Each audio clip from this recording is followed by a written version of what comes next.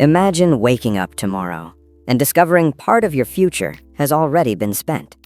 Not stolen, not mismanaged, just promised away. You didn't vote on it, you didn't sign anything, but the bill is real, and it's growing even while you sleep. National debt doesn't explode. It accumulates, silently, patiently. And long before it becomes a crisis, it changes how your country works, what your money is worth, and how much room the future has left to breathe. That's the cost no one puts on the chart.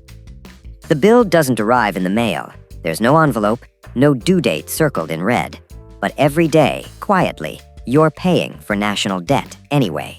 Not with a check, not with a tax labeled debt repayment, but through slower growth, higher prices, fewer options you never realized you lost. That's the part no one explains. Because national debt isn't just a number on a government website, it's a system, and it has costs that don't look like costs. Let's start with the uncomfortable truth. Most countries will never fully pay back their national debt, not because they're irresponsible, but because the system isn't designed that way. Debt rolls forward.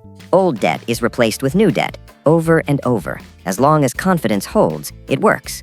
Until it doesn't. And that's why this matters right now. Not because debt is suddenly new, but because it's quietly becoming heavier at the exact moment the system can least absorb it. Here's how it actually works in plain language. When a government runs a deficit, it borrows money. It issues bonds. Investors buy them. Pension funds, banks, foreign governments, regular people through retirement accounts. The government gets cash today. In exchange, it promises to pay interest, forever, essentially. That interest is the first hidden cost. Because interest isn't optional, it's paid before almost everything else. Before infrastructure upgrades, before new programs, sometimes before basic services. As debt grows, interest payments grow faster than the economy. This is where the math gets uncomfortable.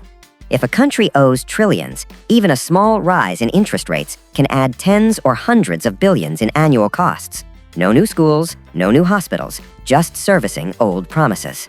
And unlike a household, governments don't feel this immediately. They refinance, they extend maturities, they push the cost into the future. Which brings us to the second hidden cost, flexibility. High debt limits choices. When a recession hits, governments usually respond by spending more, stimulus, support, stabilization. But when debt is already massive, every response becomes riskier. Spend too little, and the economy suffers. Spend too much, and markets get nervous. So policy becomes cautious, reactive, slower. Ironically, the more debt a country has, the harder it becomes to fight the very crises that justify borrowing in the first place. Then there's inflation.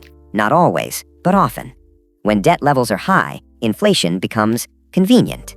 Not officially, no one announces it, but inflation quietly reduces the real value of debt. What was borrowed in yesterday's dollars gets repaid in weaker ones. This is subtle and politically useful, but it has a cost you feel directly. Your savings lose purchasing power. Your wages lag behind prices. Your safe cash isn't so safe anymore. Debt doesn't vanish, it gets transferred from the balance sheet to everyday life. Now here's the part that sounds absurd, but is true. Markets don't panic when debt is high. They panic when debt becomes hard to manage. Japan has massive debt. Investors stay calm. Other countries have far less debt and collapse. Why? Because trust matters more than totals. If investors believe a country can always refinance, they don't demand higher rates. The system stays stable. But once that belief cracks, even slightly, everything changes. Borrowing gets expensive. Interest compounds faster. Confidence turns into caution. And debt that was fine suddenly isn't. This is the third hidden cost, vulnerability to mood swings. National debt ties a country's fate to market psychology, to sentiment, to global conditions it can't control. A shift in rates, a change in currency demand, a geopolitical shock. None of these need to be catastrophic on their own. Debt amplifies them. And amplification cuts both ways. During good times, debt makes growth look stronger than it really is. During bad times, it makes downturns sharper.